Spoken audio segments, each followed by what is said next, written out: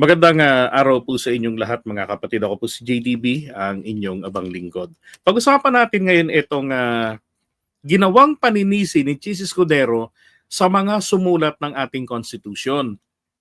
Okay? Ang sinisisi niya kasi sila tungkol po doon sa fourth with. Lokong Chis Escudero ito. Teka ha. Okay. So eto. Sabi rito, Escudero blames wording of Constitution over slow start of Sara Duterte impeachment. Anong kinalaman po noon nung wording doon sa Constitution natin? Sabi rito, kung intention nyo po ay yan talaga, sana sinulat nyo po yan sa Constitution. Pati ang paggamit ng salitang forthwith. Sana ginamit nyo na immediately. Utangin mo. Ay, walang iya ka, Chis Escudero. Hindi ka ba nakakaintindi ng forthwith? Kaya may nagsabi sa akin na, JDB, alam mo ba, hindi raw naintindihan ni Chis Escudero yung salitang forthwith. I can't believe that. And I never believed that. Until, nung binalikan ko po, anak ko, totoo nga. Sabi niya, sabi rito, kasalanan ng Constitution, sabi.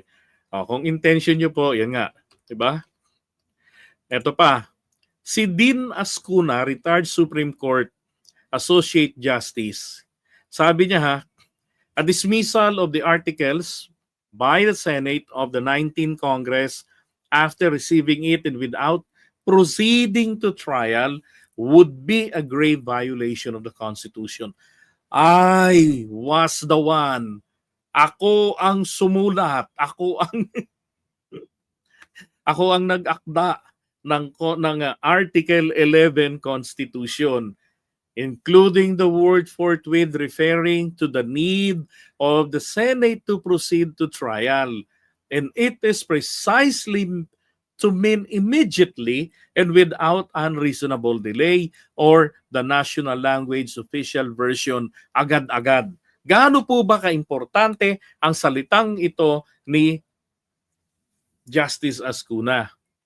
Simple lang po. Lagi ko sa inyong sinasabi yan na kapag may mga question tungkol sa isang provision ng batas, dahil ito ay naglilikha ng maraming versions, nagkakaroon tuloy ng mga, hindi naman version, kundi ng mga opinion, at na-question ito, ang trabaho po ng Korte Suprema, babalikan po nila yung debate. Halimbawa, yung mga justices natin, they themselves, sila rin po nagkakaroon ng contradicting interpretation dahil nga po malabo ang titik ng batas. Then, ang mangyayari ay ganito. Babalikan po nila sino ang mga nagdebate sa panukalang ito. So, yung debate po ng Senado, di ba may nagsusulat doon? May transcript yan? May transcript yung mga yan. Babalikan po nila yung transcript. At titignan nila, anong ibig sabihin nitong senador na to? Bakit ganito yung kanyang binabanggit? Anong ibig sabihin ng sumulat ng Article 11? Di batang-bata pa si Ascuna noon. Bagong pa lang, abogado, pero bigati na. Biro mo, kabilang ka ron sa constitutional body na sumulat ng saligang batas ng 1987 Constitution. So, ako noon, paslit pa ako noon, grade 4 ako noon ngayon, ito, grade 5 ako noon, 1987. So, kung ano yung diwa nito, yun po ay bahagi ng pagpapatupad ng batas. So, kung kay Chis Escudero ang forthwith ay 4 na buwan mahigit or 120 days ago, ang forthwith niya, ang sinasabi po niya dito ni Ascuna ay derechahang agad-agad po ang kanyang ibig sabihin nung isulat niya at gamitin ang forthwith. And actually, etong si Escudero, he barked on the wrong tree. Dahil po ang ginalngalan niya tungkol dito sa forthwith ay si Monsod. Hindi naman si Monsod ang nag-akdaan nito. Lasing yata etong si yeah, mukhang may hangover pa si Cheesy. Oh. Dapat si Ascuna. Maliwanag po. Kung ito yung diwa niya, ito yung sinasabi niya, ibig sabihin po, this words is also official. Yan. Maliwanag na, wala nang pagtatalo dyan na ang forthwith ng laman ng puso niya nung sinulat niya yan at yun ang nanalo sa botohan na pagkasunduan nila kasi nagbobotohan yung mga yan mga grupo-grupo ang mangyayari ngayon ang kanyang saloobin daw ay agad-agad ito, kagyat immediately, walang reasonable delay or walang unreasonable delay. Ano po ba yung mga reasonable delay? Yung mga acts of God, mga natural disaster na hindi mo makontrol. Yung araw, 'di ba? Yung araw lumamig. Yung buwan nagliyab. Yung ilog doon sa tabi ninyo lumipat sa bahay mo. Yung mga ganyan. Yung ulan, ikaw lang yung binaha. Yung mga ganun po. Talagang ano yan. Reasonable delay yan. Tapos namatay pa sana si Cheese ay napilay ni Rayuma. 'Di ba hangover? Hindi na po yan reasonable delay. Yun po unreasonable delay na.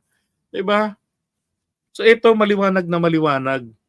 Cheese Escudero at doon sa mga senador. Alam po nilang lahat yan. Paano ang mga taga-Supreme Court nagdidesisyon sa isang kinukwestiyong batas. Kaya nga kinu-question lang ng mga taga-Supreme, ang sinasagot ng mga taga-Supreme Court ay yung mga questions of law na merong sumibol na kontrobersya dahil dyan sa nagkakontra-kontrahan na mga interpretation. Tapos, yung mismong provision ng batas, bumalabs. So para maging malinaw, babalikan po nila yung Gazette. Nasa official Gazette yan. Nandiyan sa UP ang kopya ng mga transcript. Ay, nako. I agree. Matibay ang ebidensya kung ipapadisburse si Cheese. Sobrang tibay. Kasi deliberate tong ginagawa niya Sabi ni Yes Makise, may English naman without delay. Agad-agad. Ano bang klase yung abogado? Ganun po ma'am kapag ka naging DDS. Tumatalaban sumpa.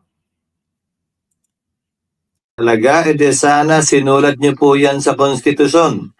Pati yung paggamit ng salitang forthwith, sana ginamit niyo na immediately.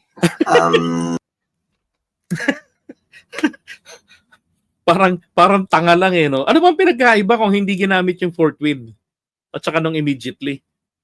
Ako nga nung nakita ko yung forthwith, ang pumasok lang sa isipan ko ay hanapin ko si Quarantina, tanungin ko si Quarantina, Tinay, what does it mean forthwith? Sabi sa kanya, Papa, Tinay sa akin, right away.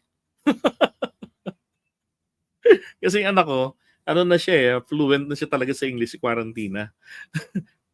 Pagka nandito yan sa taas, naglalaro sa computer ko, parang isang batang Amerikanang madaldal na rito. And she's learning Tagalog.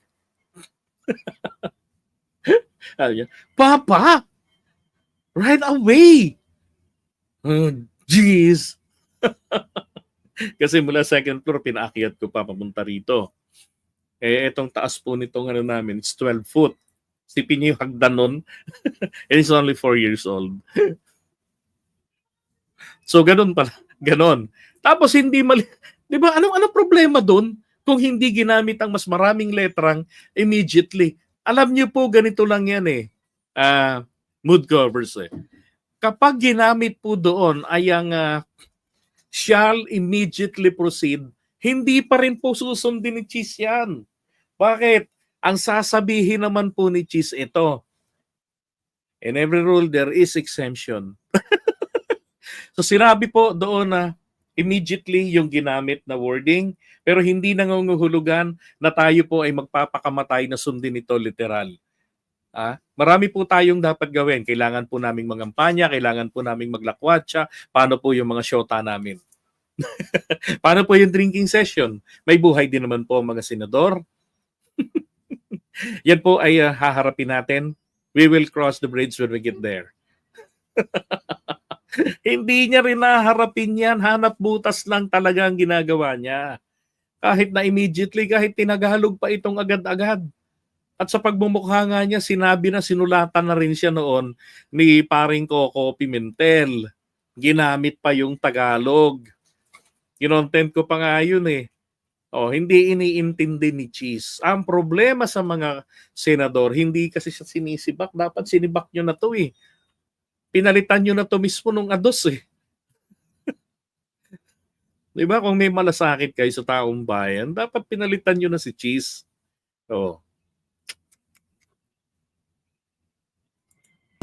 Hindi niya naman po nagawa at ginawa yon. Grabe! Sobra na to! Sobra na to, over na to mga kababayan. Over na to. Minimekos-mekos na tayo ng lasenggong nito. Grabe ng pambabasto. Sabi nga grabe na to! Minekos-mekos na tayo ni Cheese. Hindi po para sa amin na bigyang interpretasyon ng isang bagay ayon lamang sa inyong pananaw ngayon na tila naman yata kayo pumapabor sa impeachment laban kay VP Sara. Bunak ito. Hindi kayo nire-require. Hindi kayo nire-require ng sumulat ng Constitution natin na i-interpret. Bakit? Ang sabi, alam mo, Cheese ito bar passer yan eh. Ang sabi ng legal maxim, nakalimutan ko talaga, dati kabisado ko yung mga Latin legal maxim na yan eh. Ang sinasabi roon, kung malinaw ang titik ng batas, hindi kailangan ng interpretation. So, kailan mo kailangan ng interpretation? Pag nagra-rumble-rumble na yung mga nakakabasa.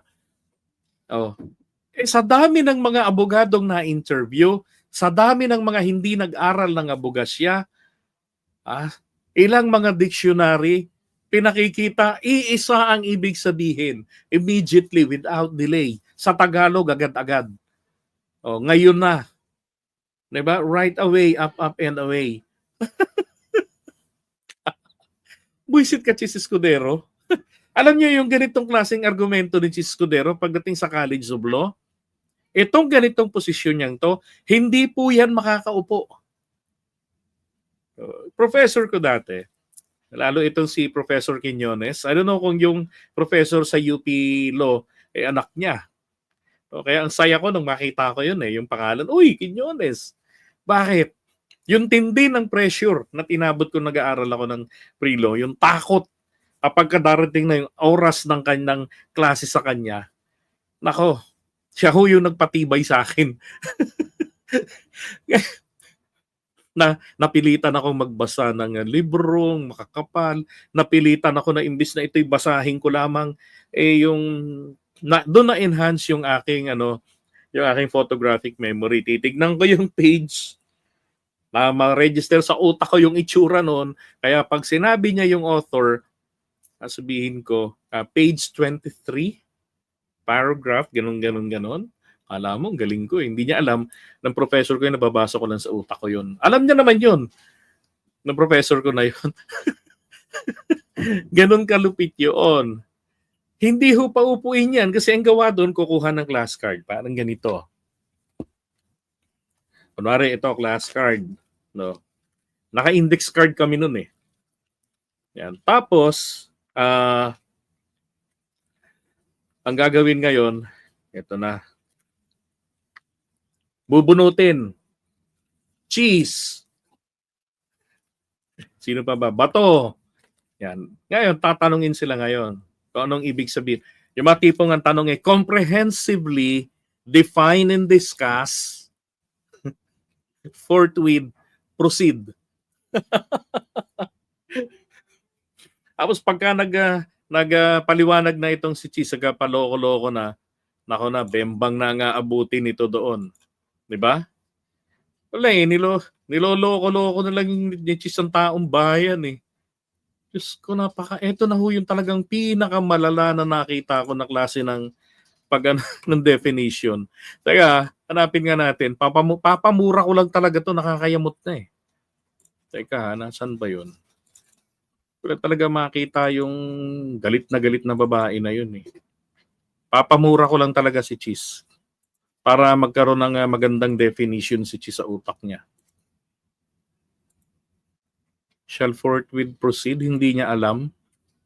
Kasalanan pa pala ng mga constitutionalist natin at hindi nila naisulat daw yun sa Constitution. What the heck? Okay, I found it.